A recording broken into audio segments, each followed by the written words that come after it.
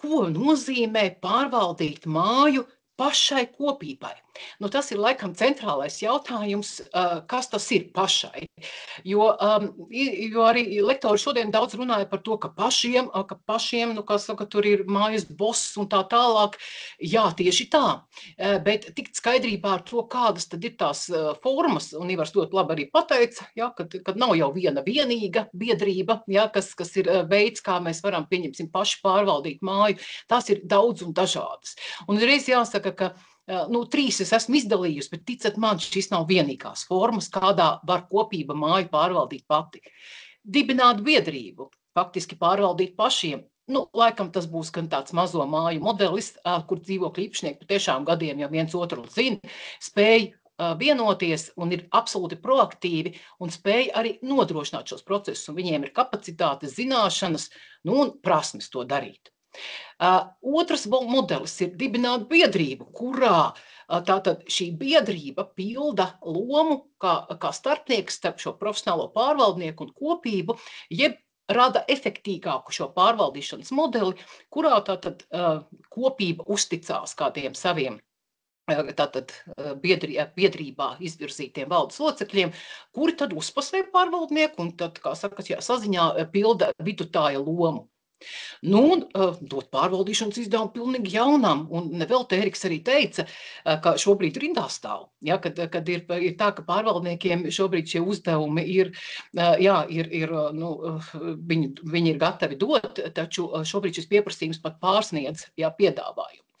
Tāpēc, šī pārvaldīšanas uzdevuma došana jaunam kopības izvēlētām pārvaldniekam, tas gan laikam ir jautājums, kur ir 9 reizes jānomēra un 1 reiz jānogriež. Un man ļoti patika, ka lektori arī runā un ieskicēja zemūdens akmeņus, ka kādreiz ir tā, ka no lāča mūku no vilka mūku un uz lāci uzskrien. Ja? Tā ka tur ir patiešām jābūt ļoti jāņem vērā, ka Rīgas pašvaldība piedāvā šo burvīgo modeli nokonsultēt par šiem jautājumiem. Ivar, paldies, ka pastāstīt, kādi ir iespējamie riski. Tāpēc, tas noteikti būtu jāizmanto un būtu jāspēj kopībai tomēr novienoties, ka arī ir kāds konkrēts mērķis, ko tad mēs darām, kas ir tas labākais modelis. Nu, un, protams, nedarīt neko nozīmēs, ka māju turpinās pārvaldīt esošais pārvaldnieks, taču uz jau jauna pārvaldīšanas līguma pamata, un tas, ko mēs saucam par jaunu pārvaldīšanas līgumu, tas ir uzdevums, jo likums saka, ka līgums ir uzdevums, kas nosaka, ka esošiem pārvaldniekam ir tiesības tātad ielikt tās piedāvājumi, jeb oferti jaunā līgumā, ar kuru tad, kā saka, viņš piedāvā un nāk arī brīvajā tirgū ar to savu redzējumu, kā viņš ir gatavs tātad pārvaldīt māju, kādas tam visam nāk līdzi tās iespējas un kādi tad ir tie līguma noteikumi. Un, protams, ka man mūždien jautā par to, kas ir labs līgums, un jāsaka, ka asociācijai mājoklis šobrīd arī ir karsts periods, jo mums arī dzīvokļu īpašnieki vēršās un jautā. Un jāsaka, ka tas ir loģiski, ka tāds jautājums ir par labu līgumu, par sliktu līgumu, kā saprast, kuras attiecības ir labas. Tad man jāsaka, ka labs līgums ir līgums, kas der vai ģeld abām pusēm. Un ir ļoti svarīgi, ka mēs saprotam, kas tajā līgumā rakstīts, un tā kā arī lektori jau mudināja paskatīties, vai nav šie zemūdens akmeņi, jo nekad nemēdz būt tā, ka lētākais, Eriks teica, ka lētākais ir arī labākais. Un te ir svarīgi saprast, vai pārvaldnieks līgumā ir ielicis visas obligātās pārvaldīšanas darbības. Un, ja runājam par to, kā to atšķirt, kura tad ir obligāta, vai viņa ir ielikta iekšā vai nav, tad jāsaka, viss, kas ir saistīts ar ēkas fizisku uzturēšanu un saglabāšanu, tā būs numur 1. No likuma noteikta obligāta pārvaldīšanas darbība. Un otrais ir tas, ko mēs dēvējam par menedžmentu, jeb par pārvaldīšanas procesu vadīšanu, organizēšanu. Un te arī laikam jautājums par to, kā mums atšķirt pārvaldīšanu no apsaimniekošanas. Un uzreiz jāsaka, ka pārvaldīšana ir tas menedžments, tā spēja un prasme šos procesus vadīt, organizēt, tātad sagatavot gan darba tāmes, gan ietāmēt remontu darbus, gan domāt ilgtermiņā par mājas attīstību. Tātad tā ir tāda ļoti nopietna kompetence, kur tiek prasīta arī izglītība. Un valsts saka, vismaz 960 stundu garumā ir jāapgūst kvalifikācijas kurs un galā jākārto eksāmens, lai tev būtu tiesības pārvaldīt svešu lietu. Un šeit ļoti svarīgi arī, ka dzīvokļu īpašnieki, tad, kad domā šobrīd par šiem jautājumiem, kas ir saistīti, bet tam 960 stundas tas ir absolūti minimālā prasība. Ja? Tad maksimālā prasība, kur komersanti var nodrošināt šo procesu, tad jau ir saistīta ar augstāko izglītību. Ja? Tad valsts ir uzlikusi augstu latiņu. Tāpēc jautājiet saviem topošajiem pārvaldniekiem vai tiem, ar kuriem jūs gribat saistīties, kāda ir viņu kvalifikācija, cik kvalificēti darbinieki ir, un, protams, arī pētiet, kāda ir līdzinējā bijusi sadarbība, prakse, atsauksmes un tā tālāk. Ja? Nu ko, likumiskais vietnieks ir vēl viena lieta, jo jauns pārvaldīšanas līgums nozīmē, ka tajā brīdī, tātad no 1. janvāra, pārējām jaunā zonā, kurā dibinot tātad šīs pārvaldīšanas attiecības ar esošo vai jauno pārvaldnieku, šis pārvaldnieks kļūst par kopības likumisko vietnieku, un tas ir noteikts likumā. Un jūs noteikti sadzirdējāt, ko nozīmē kopības likumiskais vietnieks. Tas ir kaut kas tāds, kuram jūs uzticaties, kaut kas tāds, kuram tātad jūs nododat savu mantu, ja, šo kopīpašumu daļu, par ko Ines runāja, ka tas ir jāsaprot arī ne tikai dzīvoklis, bet kāpņu telpa, pagrabs, jumts un tā tālāk.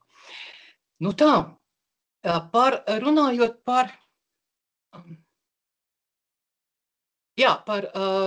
vēstošo pārvaldnieku un to, ko viņam šobrīd ir tiesības, un likums jau viņam ir uzlicis par pienākumu informēt dzīvokļu īpašniekus un pastāstīt viņiem, ka ir citi varianti, ka nav tikai viens konkrēts līgums. Bet viens no mītiem šobrīd, lielākiem mītiem, kas publiskajā telpā, ko es dzirdu un ko mēs arī asociācijā Mājoklis klausamies, tas ir tas, ka cilvēki baidās, viņiem liekas, ka tas 1. janvāris ir tas pēdējais datums, un ka pēc tam, ja kaut kas nebūs izdarīts, ka tad ir, kā saka, vilciens aizgājis un 5 gadi mums tagad jādzīvo šajās attiecībās. Nē, tas pilnīgi noteikti mīts. Atceraties, ka likums aizsargā dzīvokļu īpašniekus, nosakot, ka nevar būt situācija, kurā māja paliek bez pārvaldnieka, taču nevar būt arī situācija, kurā dzīvokļu īpašnieki kļūst par neizdevīgākā situācijā kā pārvaldnieks. Tāpēc šis privatizācijas pabeigšanas likumā ir iestrādāts ļoti tāds dzīvokļu īpašnieku aizsargājošs instruments, tiesības jebkurā brīdī. Negaidot nekādus 5 gadus. Varbūt jūs šobrīd neesat vēl gatavi pieņemt šo lēmumu. Varbūt tas notiks februārī vai martā. Taču tiesības izbeigt pārvaldīšanas līgumu 1 mēnesi paziņojot, tātad tā ir tiesība, kas ir likumā stingri ielikta, un tas, lai jūs, kā saka, mierina, lai varbūt nesasteidzat kaut kādas lietas, kurā jums šķiet, ka ir jāpaspēj fiksi noslēgt kā cits līgums, un ja jūs nepaspēsiet, kas notiks. Tā kā atcerieties, ka valsts tomēr rūpējas, un ne tikai, mēs zinām, ka arī dzīvokļu īpašnieki ir īpaši aizsargājami no valsts puses caur patērētāju tiesību, tātad aizsardzības likuma jau zonā tātad uzpasējami, kur noteikti, kā vājākā līgumslēdzēja puse valsts rūpējās, lai netiktu aizskartas tiesības, tātad netaisna līguma noteikumi, lai nenodarītu pāri. Tā ka vienmēr arī šī ir lieta, ko jāņem ir vērā, ka jūs varat nokonsultēties arī ar patērētāju tiesību aizsardzības centru un pajautāt, vai nav kāds noteikums, kurš tā kā ir par sliktu. Tāpēc gluži laikam nav pamata arī satraukties un ar steigu šobrīd kāds jautājums risināt, jo steiga ir viena no lietām, kura nemaz nav laba, un īpaši vēl tik nopietnu lēmumu pieņemšanā, kāds ir saistīts šobrīd ar māju pārņemšanu un pašiem uzsākt, jeb nodot pārvaldīšanu kādam pārvaldniekam, kam jūs uzticaties. Tātad atcerieties, jebkurā brīdī esat tiesīgi izbeigt pārvaldīšanas līgumu, tie 5 gadi nekādā veidā nespēlē lomu, un tad, ja jūs nepieņemsiet šo lēmumu, nespēsiet vēl sarunāties, varbūt ir vajadzīgs kāds ilgāks arī laiks, atcerieties, ka to jūs varat izdarīt jebkurā brīdī, Ja? Tad, kad jūs esat nobrieduši tam, kā dzīvokļu īpašnieki, kad jūs esat saņēmuši arī profesionāli varbūt konsultāciju, ja? Arī, ja pašvaldība šādu arī piedāvā, tas arī būtu lieliski. Un par bosu runājot, jāsaka, ka te gan nav tā 100%, jo es pamanīju šos jautājumus, kas bija arī ielikti čatiņā, ka vai mums tur jādabū ir, lai mēs tur biedrību dibinātu 100%. Nē. Es atceros savu laiku, tas tālo 2010. gadu, kad stājās spēkā pārvaldīšanas likums, un es atceros, ka es tur tādu uztaisīju sev Excel tabuliņu un rakstīju iekšā, ka te vajag 50% plus vienu balstu, te vajag 2/3, te vajag 3/4. Atceraties, mīļie dzīvokļu īpašnieki, dzīve ir palikusi daudz vieglāka. Šobrīd likumdevējs katru gadu ir mazinājis slieksnis un mazinājis sliekšņus ar vienu noteiktu mērķi. Dot iespēju dzīvokļu īpašniekiem pieņemt lēmumus, un tāpēc tas slieksnis šobrīd, ir jāsaka, ka ir 4 tikai gadījumi, kuros ir augstāks kā 50% plus viena balss, bet tie tiešām ir saistīti ar tādiem nopietniem īpašumtiesību aizskāruma jautājumiem, kā daļu grozīšana, lietošanas kārtības noteikšana vai pirkuma-tiesību noteikšana, bet visos pārējos gadījumos tātad BOS ir kopība, kura spēj vienoties 50% plus viena tātad, kopības dzīvokļu īpašnieku sastāvā, un līdz ar to tātad, kā šis vairākums mazākumam jāpakļaujās, un kā šim vairākumam tātad ir iespēja risināt jebkādus jautājumus. Es neaiziešu tagad varbūt sīkumos par mazākumu balsojumu. Likumdevējs jau no pagājušā gada ir ļāvis arī vēl šādā veidā kopībai nonākt pie kādiem risinājumiem arī attiecībā uz mājas pārvaldīšanu. Tā, ka tur noteikti jūs arī šādas konsultācijas varat saņemt, ja ir interese. BOS, kā Ivars teica, BOS, tas nozīmē, ka visi esam vienā laivā. Un visiem ir jāmēģina sarunāties, jāmēģina atrast labākais risinājums, jo šajā gadījumā privatizācijai pieliekot punktu, nabas saite ar pašvaldību ir pārgriezta, pārauta, kas nozīmē, ka katrs tātad dzīvokļu īpašnieki kļūst pilntiesīgi savas mājas īstenie bosi un pārvaldītāji, nevis pārvaldnieki, kuri izlemj, kā tālāk mēs dzīvosim, kuram pārvaldniekam vai savai biedrībai vai varbūt pilnvarotai personai uzticēsim māju pārvaldīt. Tāpēc svarīgākais uzdevums bosam ir dot šo pārvaldīšanas uzdevumu un būt prasmīgam, lai saprastu tajā lielajā skaļajā laukumā, ko šobrīd mēs publiskajā telpā dzirdam, ka lai mēs spētu nostāties varbūt un tādā mierīgā, nesteidzīgā, jo patiešām šī steiga šobrīd nav labākais, atrast labāko risinājumu. Jā, tā, tad uz to arī jums novēlu.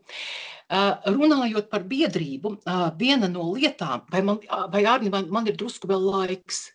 Jā, noteikti. Jā.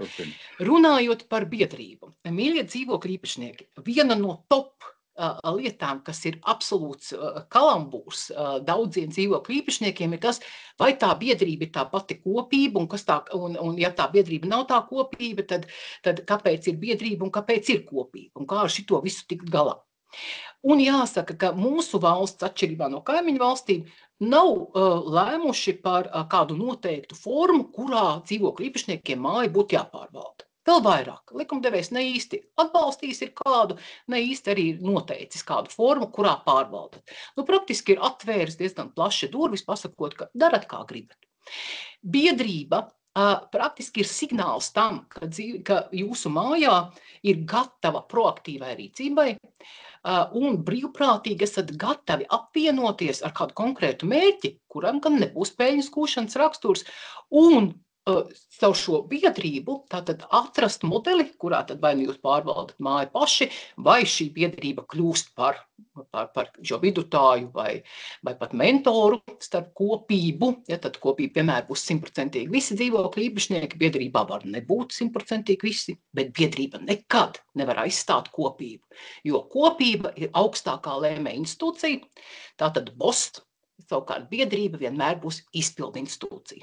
Ja mēs salīdzinām varbūt pēc varas dalīšanas principiem valstī, tad Saeima ir likumdevējs un ministru kabinets ir valdība ir izpildu institūcija. Tad tieši tāda arī būs situācija attiecībā uz šo biedrības un kopības, kā saka, šo šo formu. Ja?